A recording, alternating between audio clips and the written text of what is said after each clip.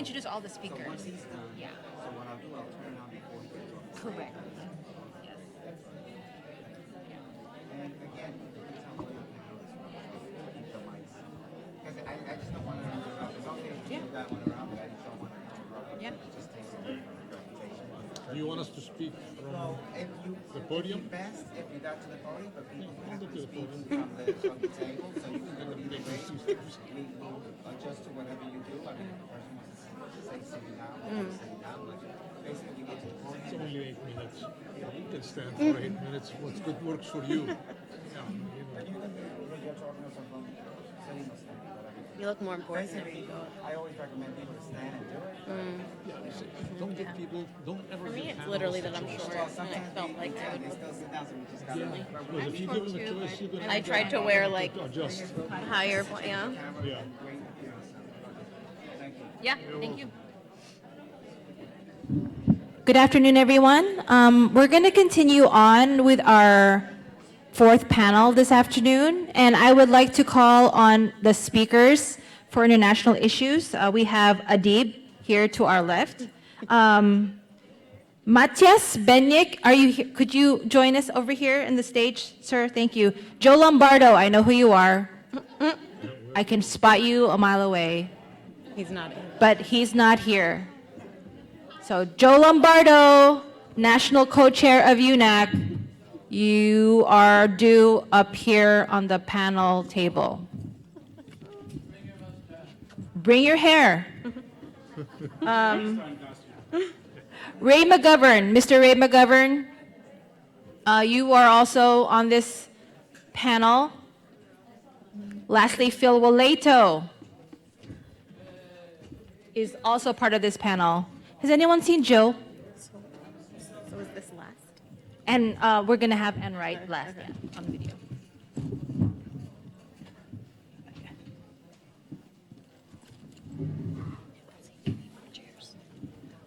Could we have more chairs for the stage? There's Joe. 8 minutes, I think. Yeah. We need one more chair. Sorry? Yes, Ray McGovern. I call. You can sit on those two chairs. You can sit in these chairs in the back. Yeah. Yeah. Oh, room. We got rooms. Yeah, come over. Now we have some. One chair here. Yeah, Ray, well, Okay.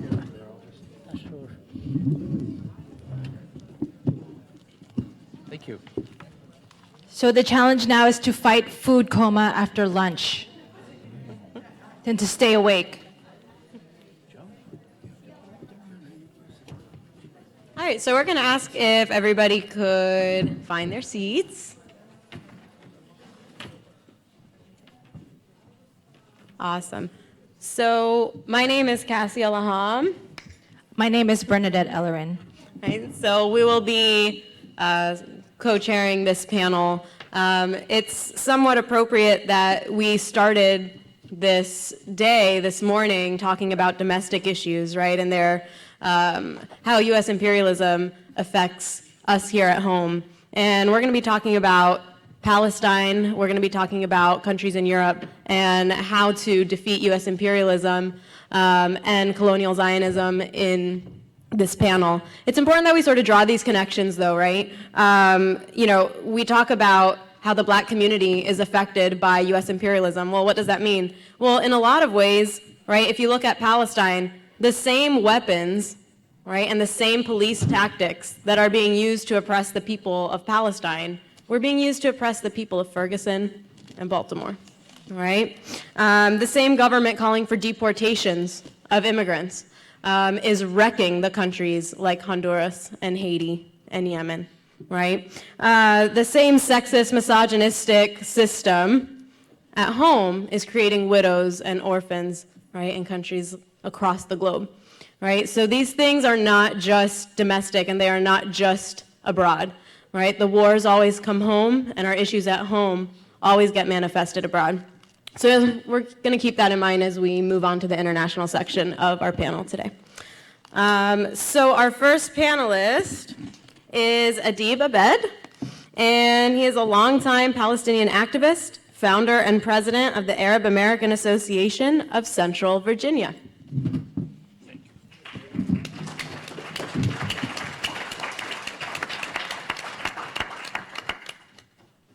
Thank you very much. And I chose the short introduction, so maybe I can take 30 seconds extra at the end of my 8 minutes. The topic today is 69 years of from the Nakba, and the Nakba, which is the catastrophe the Palestinians refer to, and 50 years of occupation, 1967 till today, and where do we go from here?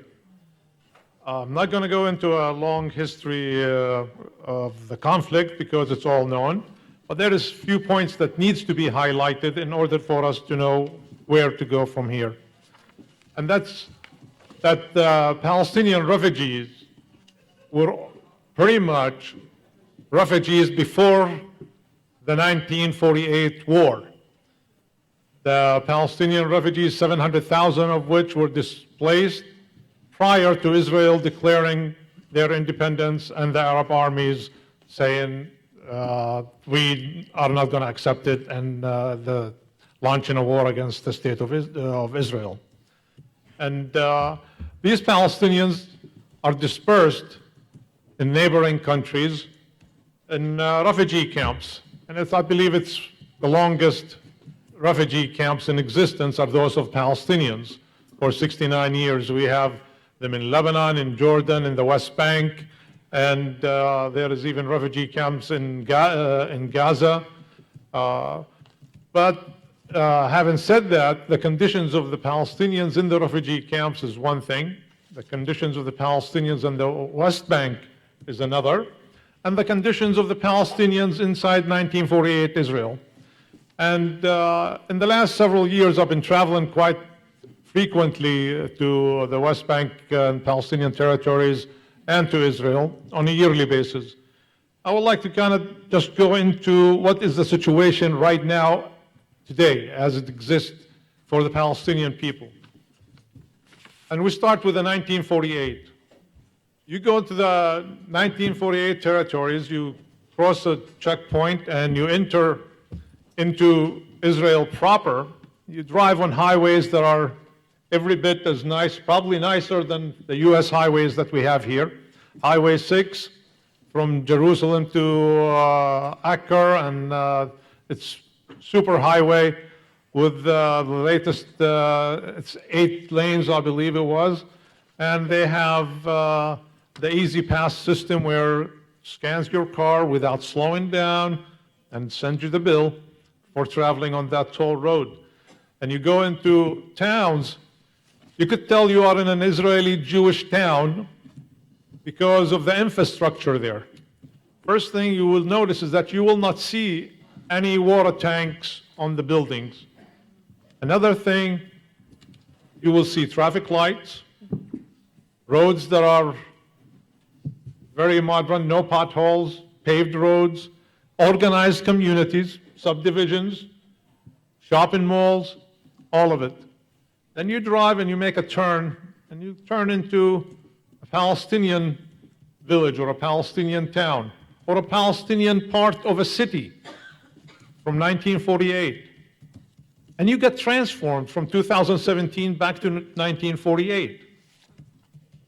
That same narrow roads, still there. Some of them are still unpaved.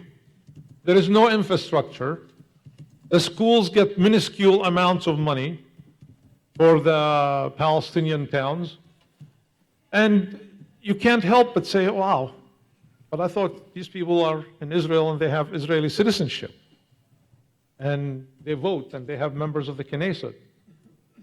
But the discrimination is so blatant and so obvious. And in the end, I will say why I'm talking about this. And also, it's not just an infrastructure. Palestinians are not even protected from common, everyday criminal activity. Take the town of Kfar Qasim in the last 2 years. Palestinian towns are gang infested because of lack of education, because of poverty. there's drugs, and there is murders. The town of Kfar Qasim had no less than 15 murders in the last 2 years. And every time the Israeli police gets called, they come, they investigate. Not one was resolved. Not one. Not one perpetrator was caught. And that is in most of the Palestinian cities and towns, because it's by design, not to catch the perpetrators, because it's Arab against Arab violence, you know, who cares? Let them kill each other. Then we go to the rest of the Palestinians for 1948 from the Nakba. Some of them went to camps in the West Bank. And after 1967, some of these Palestinians got displaced again, or in Jordan, in camps. Some in Lebanon. But I just want to mention one particular camp so we'll know what kind of life they're leading. And that's the camp of Ain al-Hilwa in Lebanon. The camp of Ain al-Hilwa is surrounded from all sides and enclosed with walls and barbed wires, and there is a gate, an entrance. And everything that gets into the camp is checked at the gate. Checked for what? For building material. Because it's not allowed. You can't repair a structure in Ain al-Hilwa until today. Palestinians in Lebanon, by law, there is 67 professions that are off limits. You can't practice as a doctor, you can't practice, even garbage collectors, by the way, are not off limits to Palestinians. You can't work on a garbage truck. Palestinians in Syria, 1 minute remaining, I haven't started. Anyway, where do we go from here in 1 minute? Where we go from here is in Palestine right now we have 5.5 million Palestinian Arabs and 5.5 million Jews. The idea of the two-state solution was viable back in 1970, when there is the idea of land swap for peace. But in 2017, it's an impossibility. With all the settlements, and they are not settlements, they are sprawling cities, colonizing their colonies. There is 600,000 Jewish settlers in these settlements that are separated by Jewish-only roads. The wall that is snaking all around enclaves on the Palestinian territory, to where every 5 or 6, I see that I'm taking my 30 seconds. Every 5 or 6 villages are surrounded by a small wall. So it is absolutely intolerable, and Oslo Accord was the end of the possibility and the feasibility of the two-state solution, not the beginning. Because of that implementation of the Oslo Accords and what Israel is doing since the Oslo Accords, it made it impossible. The only solution left is a one-state solution, which is exactly what we have. Israel always, in all of their agreements, states that the security from the river to the sea belongs to Israel. So that's a one state. Even Oslo agrees to that. The Palestinian Authority agrees to that. It's one state. But one state, what kind of state? A state with equal rights to everyone, Palestinians, Ethiopian Jew, and the Ashkenazi European Jew have the same rights. And other than that, if we continue to talk about two states, we're going to end up with one state, that's what the Netanyahu and his Zionist cohorts are planning for, and that one state will be with a new an improved apartheid system, and they will declare it when they feel the time is right for them. They will tell Abbas and his cronies, pack their bags and go, and it's one state, you're rendered to fourth-class citizens, and there you go. So to support the Palestinian people, you must support the Palestinian people on the basis of basic human rights. They deserve no less than the Ashkenazi Jew. Don't compare the Palestinian with other Arab countries. Compare me with the Israeli Jew.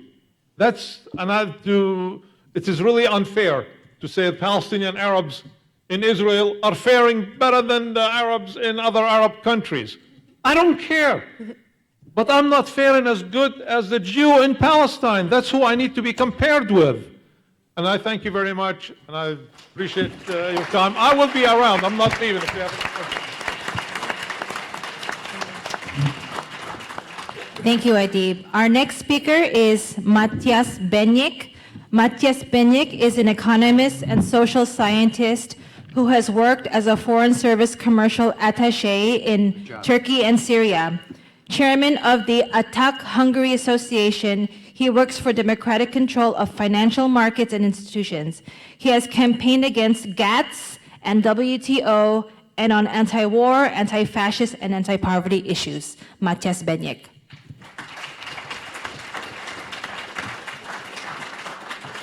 Thank you very much. Good afternoon to everybody.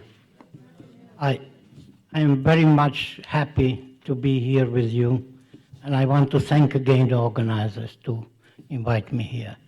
So what I'm going to talk about is the balance sheet of the transformation in Hungary and put it into a wider perspective, how it happened. I prepared a paper which is 10 pages long, so I can't and don't want to read it out. So I made some remarks, so maybe my presentation will be some thesis. So maybe later on we can talk about and if you have any questions, I am free to and happy to answer that.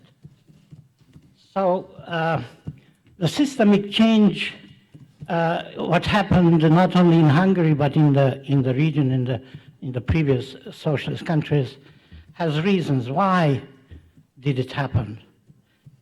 I found 4 points here why it happened. First of all, there was an economic and political crisis, in the plural, at the end of the 70s. Started with the oil crisis, started with the inability of Soviet Union to keep the arms race, to help, you know, the socialist countries, because Soviet Union was our main source for minerals, iron ore, gas and oil, and still it is regarding the energy side. So there was an oil crisis at the end of the 70s and started a big problem between the trade relations with the Soviet Union, the socialist countries, especially Hungary. And because the terms of trade changed dramatically because of high oil prices, you know, more products had to be exported against the energy. So this created a crisis in Hungary, but not only in Hungary. So I think this was one of the elements why the systemic change came. The other thing was this globalization process. We started at the 70s, you know, the so-called Washington Consensus. So this has been, you know, tried out first in Chile, and then came the socialist countries, of course, the weak socialist countries like Hungary, which is a weak, small country. So the globalization process started, and more influence from the West, from the Western propaganda, came to Hungary after this started, a kind of, how would I say, melting down of the socialist system from outside. And of course, because of the economic difficulties, some political difficulties started as well. Only the one-party system, which in Hungary was one party called the Hungarian Socialist Party, started to be also divided. There were debates in the parties. There were internal fights. So this led at the end of the 80s to the disperse or to the division of the party. We had 800,000 party members, comparing to the 10 million population, which was very big number. And immediately after this change, at the end of the 80s, when the Hungarian Socialist Party had the Congress, it became, let's say, the 10% of the 800,000, remained in the party. Party members left, and it seemed that the whole machinery in the party was also, one of the current was following the neoliberal agenda, and started to say that Hungary is not competitive, and we need to open up the market. We need to join the international financial institution and so on. So I have to mention here another reason, which partly I was talking about. That was the role of the American ambassador at that time, Mark Palmer, who helped the opposition. I mean, those who wanted to bring down the socialist system. So Palmer helped very much those liberals in Hungary and inside the party as well, who helped to bring down socialism in Hungary. So very briefly, this I found very important in the systemic change in Hungary, which happened, of course, as you know, at the end of the 80s. So the consequence, I would like to talk about the consequences. What happened after 89, 90? Of course, there was a privatization. That was the first thing to do, to privatize all state properties, sell out, as quickly as possible at the lowest price possible. So that was the first systemic change in our country. In the wake of the privatization, unemployment went up to 1.5 million, which is a very huge number if you take into account that the total active population in Hungary was about 5 million. So immediately 1.5 million lost their jobs. And very few of them could come back again to the labor market. So the effect of this privatization and the systemic change was very dramatic for the employment of the people. The working class became very much dispersed and atomized, because the main place for organization of the working class was the big factories, where thousands of people worked together. The other thing was that the poverty rate increased dramatically. In the socialist system, we had poor people, but not as seriously or extremely poor than after this change. The poverty rate by the middle of 2005, 2006, it became 40%, which is very, very, very high percentage. Of course, the official statistics show only about 17% comparing to the European Union Eurostatic. But in reality, this is the number. And of course, the social degradation, you know, which was previously free of charge, you know, then it became immediately a payable thing. Of course, it was education, one of the things, the higher education, which was previously free of charge, became payable only a certain quota. Yeah, so I have to wrap up. Okay, so many things became payable, and degradation went on in the field of education, healthcare, and of course previous social benefits and things became unpayable for many of us.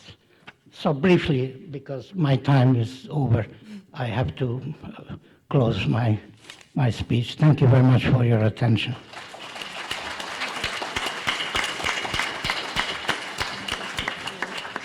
Thank you, Matyas. Next up is Joe Lombardo. Joe is a UNAC co-coordinator and delegate to the Troy Area Labor Council, a lifelong anti-war and social justice activist. He is a former staff person for the Vietnam-era National Peace Action Coalition, member of the Bethlehem Neighbors for Peace, and recently represented UNAC at the anti-NATO march and rally in Brussels. Hello. Well, the first time I got involved in protesting NATO was when they came to the United States in 2012. NATO and the G8 were going to come together for a week-long conference. Each was going to have a week-long conference in Chicago. And this, of course, was under President Obama, and this was President Obama's town, Chicago, and I think he had visions of these world leaders showing off his great town and going out and having cocktails or whatever these people do. But we put a crimp in his style. We decided to organize against the G8 and against NATO.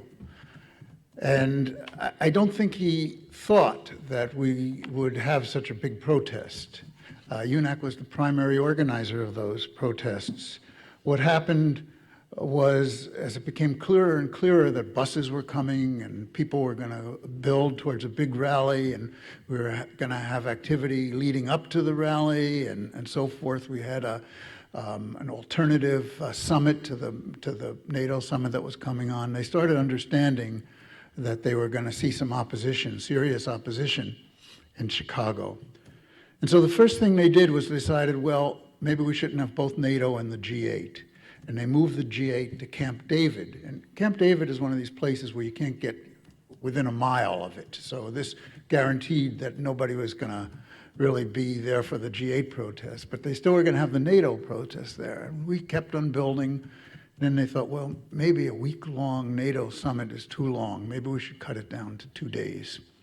And so they cut it down to 2 days. And this was a big victory for our movement. NATO was coming to town. People didn't think NATO was a big thing in the United States. It was bigger in Europe, and that we wouldn't protest it. But we were able to bring 15,000 people out on the streets, and we have had the largest anti-NATO protest that has happened in the world as of today. That protest was led by Iraq and Afghan veterans, and a contingent of them, large contingent of them, marched, and at the end of the rally, they had a stage set up, and one after the other, the stage was as close as we could get to the NATO summit. They said they threw their medals that they had won from their war in the direction of NATO and promised to never fight another rich man's war.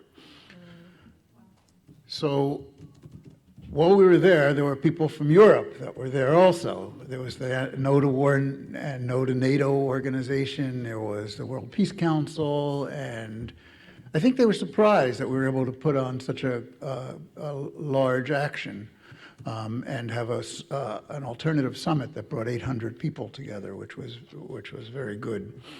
So we've kept in touch. And we've been to all the different NATO protests ever since. The one before this was actually in Poland, which was very interesting and was very hard to organize there.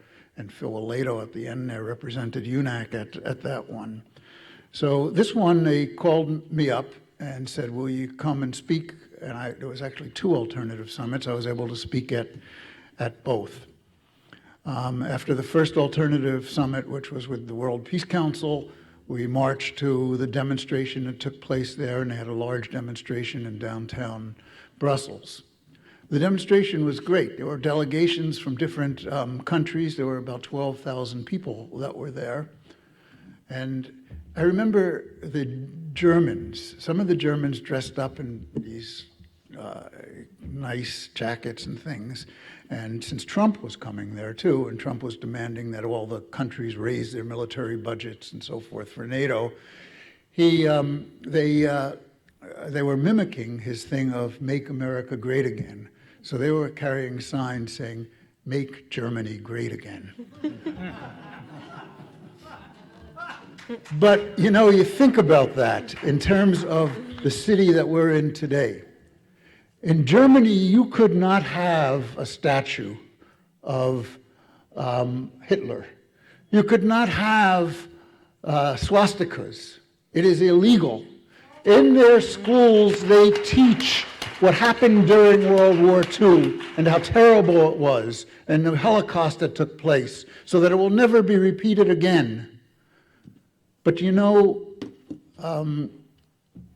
slavery ended 150 years ago. And we have Confederate statues here and in cities all throughout the South. About the same number of people died in the middle crossing from Africa to here as died in the Holocaust. It was a Holocaust. It continues to be a Holocaust. The racism continues right to today, and it's shown by those statues, which should be an affront to every single human being in this country, and they must be brought down. But that's the state that we live in. Well, the next day there was the second conference, anti-NATO conference, and I was asked to speak on the expansion of NATO. You know, when NATO was founded, there was, after World War II, there was 12 countries in it. There were 10 from Europe and Canada and the United States. It was formed to try to stop the influence of the Soviet Union. 8 years later, the Soviet Union, to counter NATO, made the Warsaw Pact nations, which was the Soviet Union and its allies in Eastern Europe, to try to make a buffer. But when the Soviet Union collapsed and the Warsaw nations collapsed, the Warsaw Pact stopped. But NATO didn't stop. But the reason for NATO is no longer there. Not only did NATO not stop, it grew. And it has grown today to 28 countries. There are 28 countries. At the time of the collapse of the Soviet Union, we had made a promise that we would not expand NATO into the former Soviet states or into the Warsaw Pact countries. We didn't abide by that promise, as most of the promises that we do on an international scale we don't abide by. And today, NATO is in Albania, Bulgaria, Croatia, Czech Republic, Estonia, Hungary, Latvia, Lithuania, Poland, Romania, Slovakia, and Slovenia. And they want to get other countries. Moldavia is going to be another one that's coming in soon. They want to get Ukraine in there. Ukraine is the longest border with Russia. And what NATO is doing is it's surrounding Russia. It's put this missile defense, they call it, but it's really an offensive weapon, these missile defenses, because it's geared for if the US does a first strike against the Soviet Union, they can try to stop any retaliative strikes. So it makes it more probable that there will be a first strike. We now have NATO and US troops all along the border. We do war games just within sight of Russia. And I have to end there. So let me end with this. that the wars we've fought so far, one after the other, after the other, after the other, we claim all these countries are a threat to us. How many countries has Russia invaded? How many countries has North Korea invaded? But how many countries have we invaded? But we invaded Afghanistan and Iraq and Syria and Libya, small countries with small armies, and we can't even win any of these. We have the longest war ever in Afghanistan. It's still going on. But when you start a war with a country like Russia, it's a nuclear war. And we will not be safe from such a war. It is something we must fight against. We must stop NATO. We must stop the aggression of our own government. And we in the belly of the beast are in the best position to do it. So let's do it. Thank you, Joe. Our next speaker is Ray McGovern. Ray McGovern is a former Army infantry/intelligence officer and CIA analyst who served under 7 presidents and 9 CIA directors. He was one of the senior analysts who prepared and briefed the President's Daily Brief and also chaired National Intelligence Estimates. He's also the co-founder of the Veteran Intelligence Professionals for Sanity. Ray McGovern.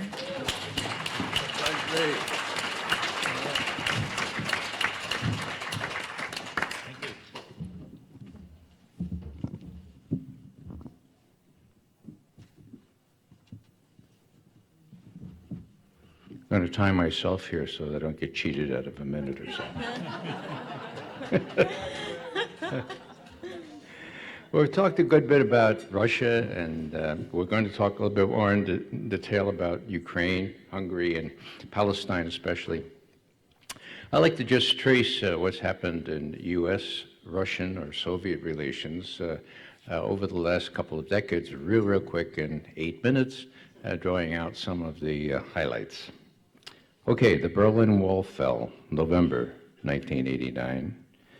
George H.W. Bush, to his credit, called Gorbachev right away, and he said, Mikhail, sorry about your troubles. Rest assured, we're not going to take advantage of them. Whoa. Can you meet with me real quick? Gorbachev says, well, yeah, how quick? How about 3 weeks from now in Malta? Okay. Gorbachev, Shevardnadze, James Baker, our Secretary of State at the time, and George H.W. Bush went to Malta, and they met with Gorbachev, and they said, look, we're serious. As George Bush said it, H.W. Bush again, we're not going to dance on the Berlin Wall. Whoa. We see a Europe free, full, complete, from Lisbon to Vladivostok. Whoa, what an image, huh? What an image. Well, long story short, that image was not to be fulfilled, largely because, well, we ended up precisely taking advantage of Russia. And, Jack Matlock, who was the ambassador at the end of the Soviet Union, the beginning of Russia, said to me, he says, if taking advantage is not what we did, then I don't know what taking advantage means, okay? Joe just mentioned 28 members of NATO. There were 12 when the Berlin Wall fell, and all of them to the east of Germany. So I asked an associate of Gorbachev, his name was Kuvaldin, he's a professor at Moscow University now, and he was one of his advisors back in 1991, and I said, well, why wasn't that agreement written down, where you would withdraw your troops, 300,000 of them, folks, from East Germany, you would accept a reunited Germany. My God, can you imagine how you feel like a Russian when the reunited Germany? And in return, we would not move NATO 1 inch to the east of Germany. That was the promise. So we violated that, and I asked Kuvaldin, why wasn't that written down?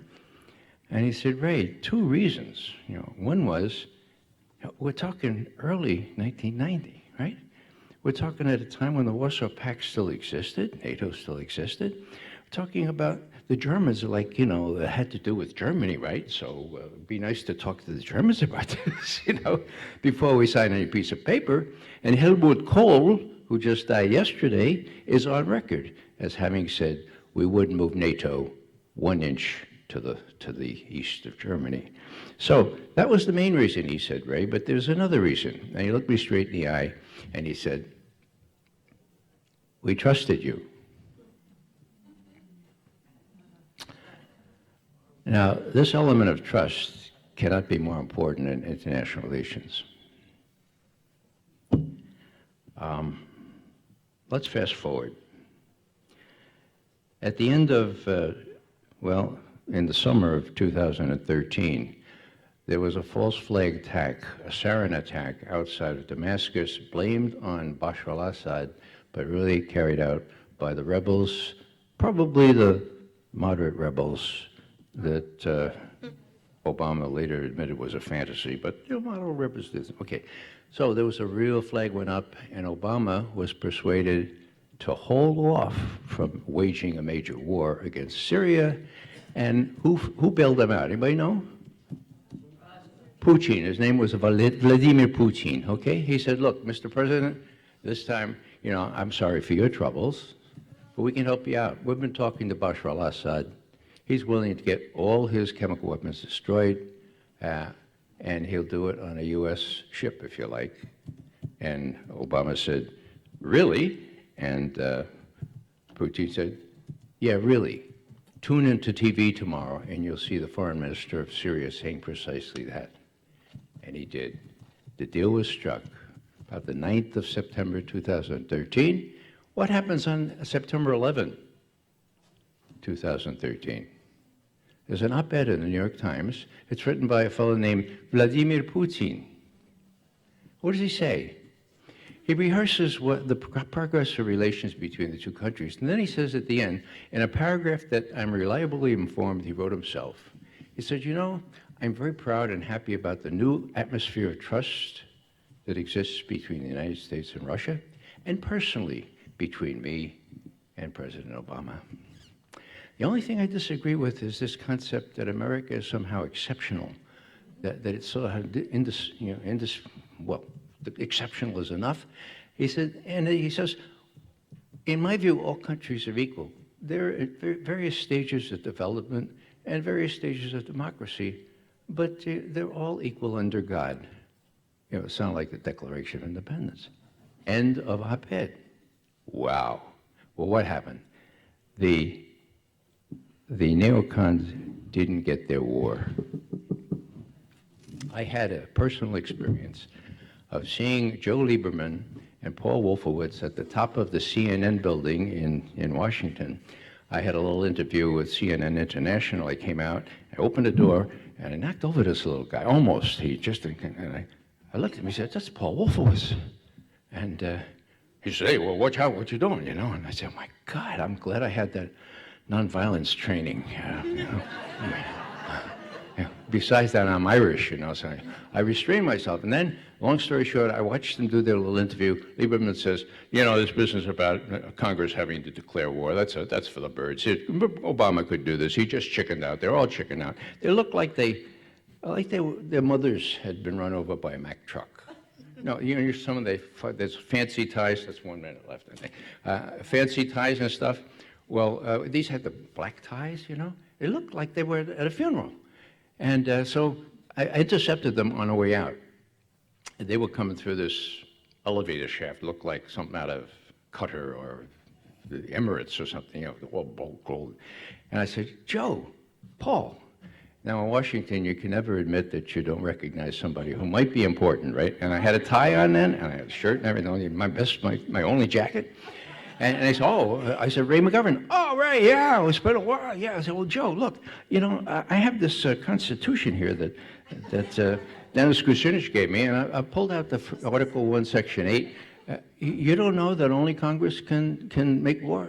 How long, you've been in Congress 24 years? And Paul Wolfowitz is slinking away. He says, so I said, "Look, take this home and read it." And I got a new Constitution, by the way.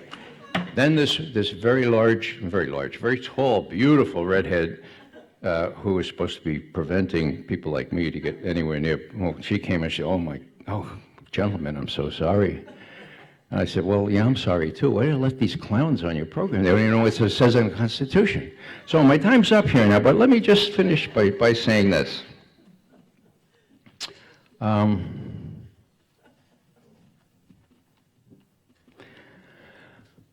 When we were doing this faux attack on ISIS, not even striking at the oil tankers that were going to Turkey, and Putin said to Obama at the UN 2 years ago, he said, look, we're not really happy with the way you're striking against ISIS. We have skin in this game. You have an ocean between you and ISIS. We don't. We have 5,000 people that are coming back to Russia. And so we're going to be serious about this. We would like you to cooperate.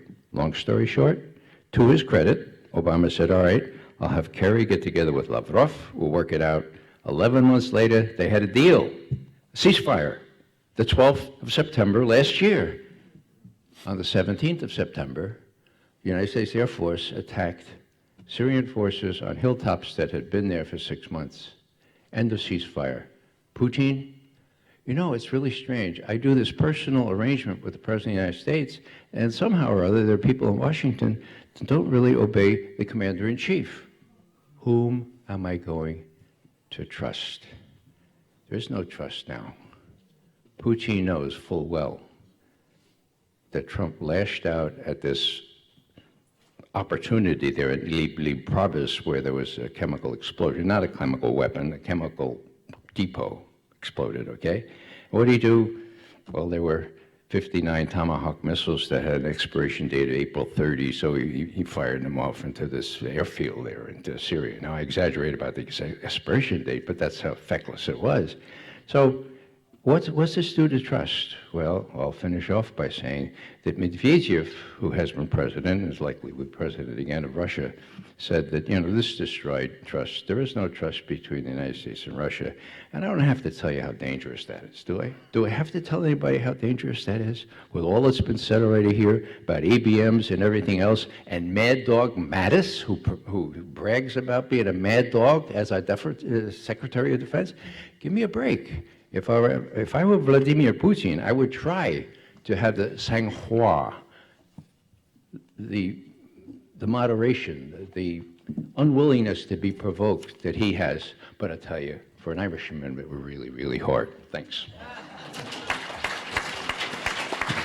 Thank you, Ray.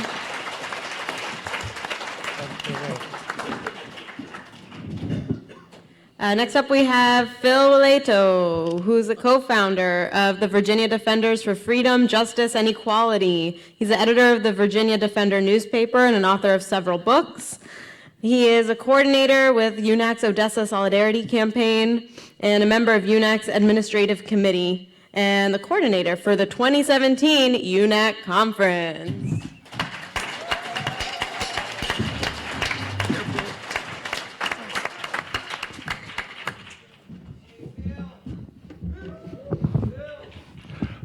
That coordinator part has a downside. I have to stick to 8 minutes. What I want to talk about is an international political situation, but also a UNAC initiative, something that we've been involved in for the last 15 months. Back in February of 2014, there was a right-wing coup in Ukraine, and a president who was not the best president that ever lived, kind of well known for corruption, but he wanted to strengthen economic relationships with Russia, while other forces in the government want to orient to the West, and particularly the European Union. And there were a series of protests that began against his presidency, and they became larger and larger, and then they morphed into a violent coup in which the president was run out of the country and a new president oriented to the West was installed. And that coup will be examined in more detail in the next workshop, one of the next workshops, but this one will take place here in the hall, on the issue of color revolutions, and explain how there was the US State Department and non-governmental organizations, particularly George Soros's Open Society foundations that played major roles in that coup. And many people died, and the shock troops for the protest movement that morphed into a violent coup were actual fascist organizations modeled after the Ukrainian militias that fought with the Nazis, fought alongside the Nazis in World War II, groups like Wright Sector and Bandera. And after the government was taken over, one of the first things they did was to ban the use of the Russian language in Ukraine. Ukraine is a very multi-ethnic country. There's a large Russian minority, and that Russian minority was forbidden to use its own language. There were forces, Crimea decided that they no longer wanted to be part of a government run by fascist right-wing forces. They voted to rejoin Russia, a country they had been part of for hundreds of years until 1954. And the fighting broke out in the Donbass region. There was also a large Russian ethnic minority. The city of Odessa on the Black Sea, which is predominantly Ukrainian, but where the vast majority of the people, over 95%, speak Russian, took a different approach, and they wanted the country to change to a federal system, which simply means that people in local provinces would have the right to elect their own governors. In other words, what we have here in this country. And the reactionary forces that had supported the coup, known as Maidan, named after the square where the fighting took place, attacked the pro-federalist forces in Odessa.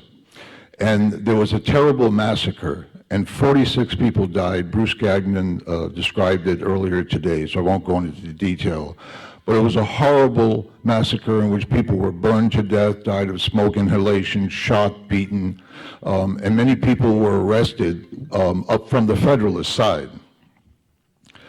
The relatives and supporters and friends of those who were massacred formed an organization called the Council of Mothers of May 2, and they demanded an international investigation. And every week they went back to the site of the massacre, the House of Trade Unions in Kulikovo Pole, or Square, in Odessa, and laid flowers and sang songs and made prayers and made speeches, and were regularly attacked by the Wright Sector chapter in Odessa. And there's many videos of this you can see. You look up, you Google Odessa massacre, and you can see the massacre itself. It was videoed by lots of cell phones. But despite the pressure, every week they would have a vigil, and every month it would be a larger vigil. And on the one-year anniversary, it was even a larger vigil. In February, in 2015, representatives of the Council of Mothers came to that year's UNAC conference and spoke about the struggle there and tried to explain to people in this country what had happened. The following spring, in 2016, my wife Anna Edwards and I attended a conference in Wrocław, Poland, in which the Council of Mothers participated. And they asked us to come to Odessa the following May 2nd for the second anniversary of the massacre. And they said they were asking international observers to come from around the world to stand with them because Wright Sector was threatening to attack. Another organization had applied for a permit for a rally at the same time in the same place and said they would be teaching machine gun expertise to their young members. And another group called the Brotherhood called for a repeat of May 2nd. So international observers did come to Odessa from several countries around Europe. I found out later that the reason why Bruce Gagnon and Regis Tremblay and myself got through the airport was because one of the members of the Council of Mothers had the names of the international observers on her laptop. The police raided her apartment, seized the laptop, and everybody's name wasn't on it. We didn't make the list. So we got through, and we were there in Kulikovo Square with 3,000 or 4,000 Odessans, men, women, children, young, old, religious, students, all come out to defy the fascists. And it was a successful day, even though the fascists were there in some numbers. It was an incredible experience, and the courage of those people is something I'll never forget. When we came back, in cooperation, in consultation with the Council of Mothers, UNAC started the Odessa Solidarity Campaign. And this was an effort to draw national attention, international attention, on the situation that there was a right-wing government that was supported by the U.S. Government and by fascist forces. And on April 10th of this year, in response to requests for assistance from the Council of Mothers, we organized an International Day of Solidarity with the people of Odessa.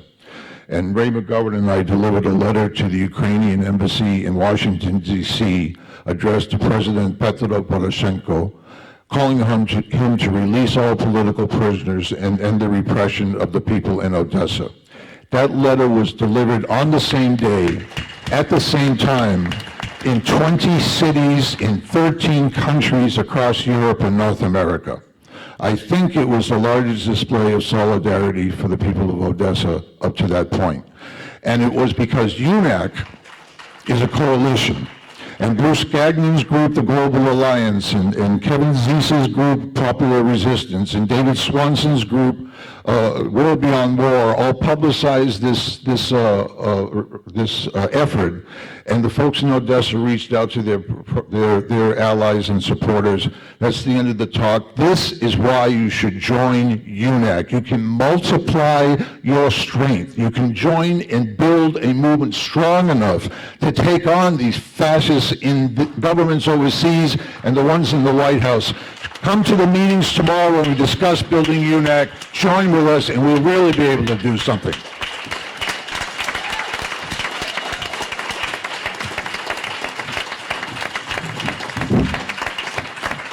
Thank you, Phil.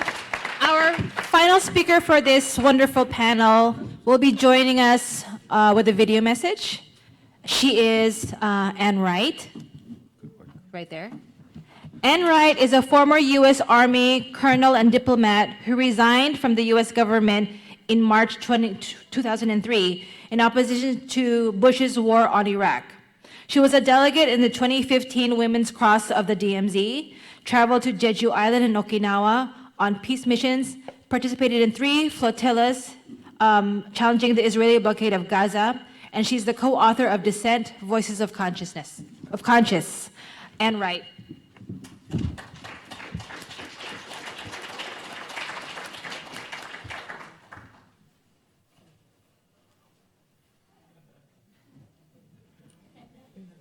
Okay.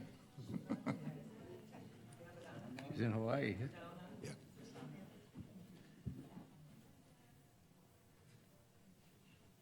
Hundreds of young people from all over the world that are here to talk about peace, talk about climate. Sorry, that was my fault. We're going to start over. Hello, I am Ann Wright. I'm here at my home in Honolulu, Hawaii. Sorry not to be with you all in Richmond, Virginia for the UNAC conference, but I'm home in Hawaii because I am a speaker at the World Youth Congress that's being held here in Honolulu. We'll have hundreds of young people from all over the world that are here to talk about peace, talk about climate, talk about sustainability, of how to keep our planet alive. So with the invitation to come here to speak, I felt it was important to come back to Hawaii, but I do miss being with you all in Richmond. Another thing I'd like to mention is that as I'm speaking to you right now in Richmond, the Hokulea, Polynesian voyaging double-hull canoe is arriving in Honolulu after a 3-year voyage around the world, a voyage that's taken it to 50 countries and hundreds of thousands of people who have learned about the sailing by wind, sea, stars, clouds, and a voyage of peace also, a peace and environment of keeping our oceans clean, trying to keep the military out of polluting our oceans. And I'll just mention, we do have another incident in the Pacific where a U.S. Navy destroyer has somehow collided with a cargo vessel just going into Tokyo Harbor. How this could happen is pretty unbelievable, where you have a U.S. military vessel that has the most sophisticated navigation in the world on it, and it's kind of like our drones, the drones that keep killing people in Afghanistan and Iraq and Yemen and other places, that the military says it never makes a mistake, it always knows what it's doing, except we know that that is not true. So I am thrilled to be here in Hawaii on this weekend, but I hate missing with you all being in Richmond. I am on the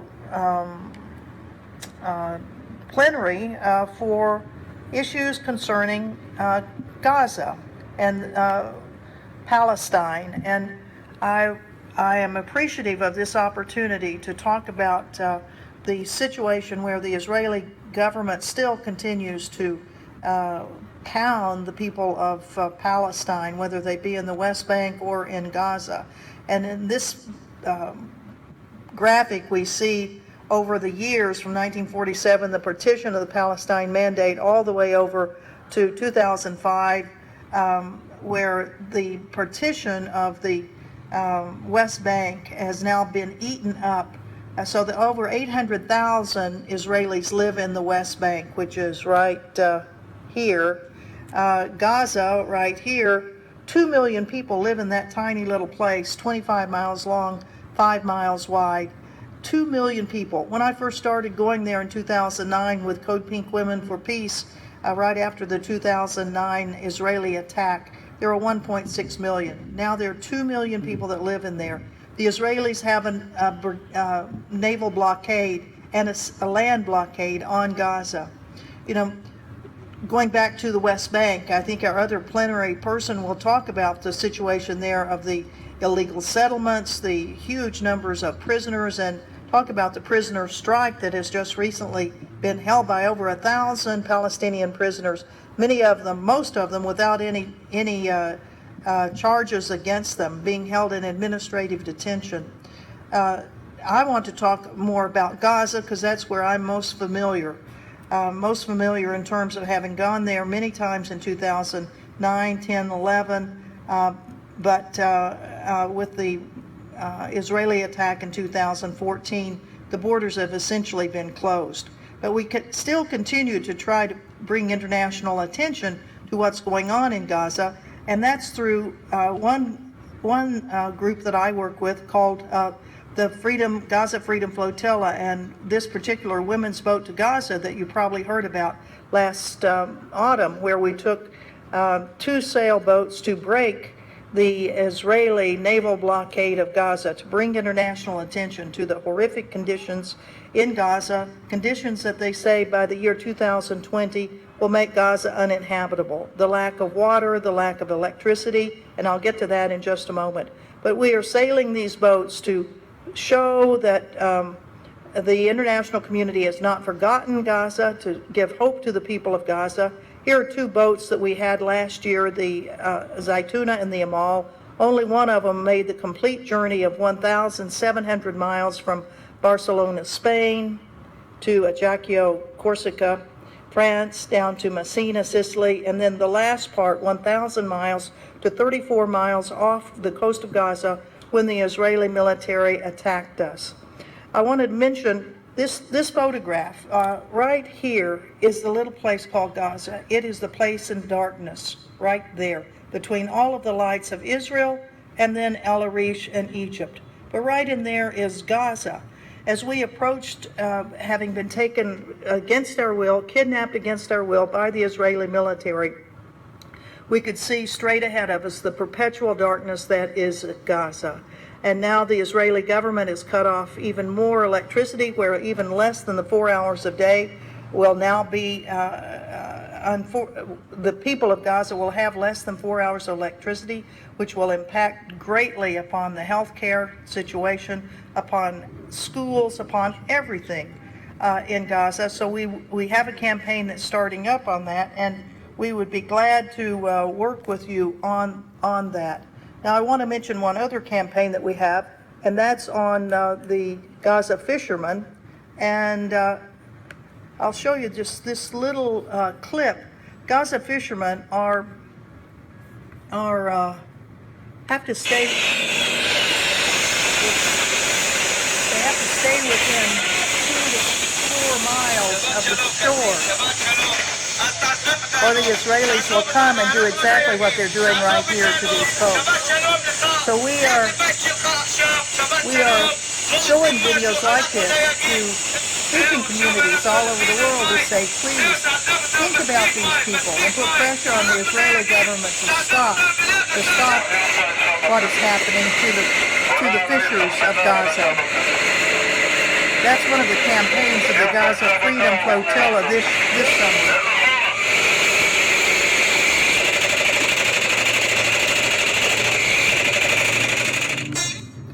And as we start another campaign, though, for the 2018 flotilla, where we will keep going until the people of Gaza and Palestine are free, I want to end with a song from the Women's Boat to Gaza, that we will sail till our sisters and brothers in Palestine are free.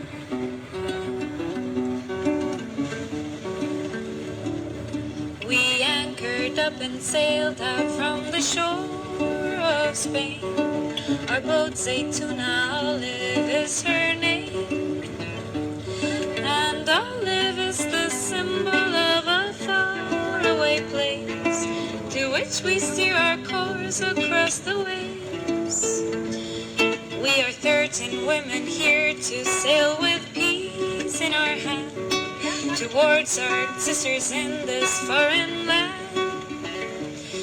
to learn from many different corners of this world. We have come to bring to you the freedom of a song.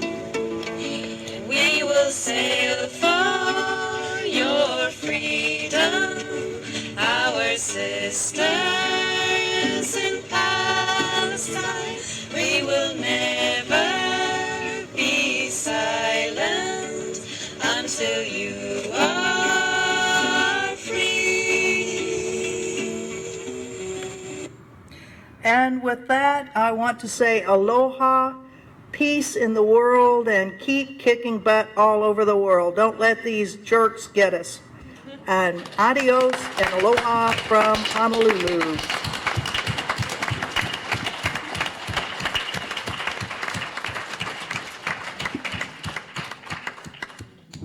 All right, so that ends this round of panels. Please give it up for our panelists.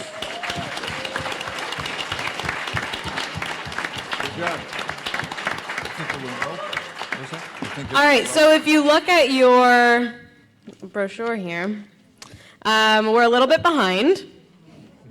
So our workshops were supposed to start at 3:30. It's currently 4:25. So what we'll do is take a 5-minute stretcher, breather, do some yoga, and then by 4:30, you can find yourself in whatever workshop it is that you want to go to. We have a lot of really great workshops coming up. They are Venezuela, Syria, Ukraine, Iran, what's behind the color revolutions. That will be here, I believe. We also have Abolishing the Institution of War. We have Crisis in the Congo, Uncovering the Truth. We have, in room 1, sorry. In room 2, we have Even Bernie Wants to Bomb Syria. Sorry, that was that bad, huh?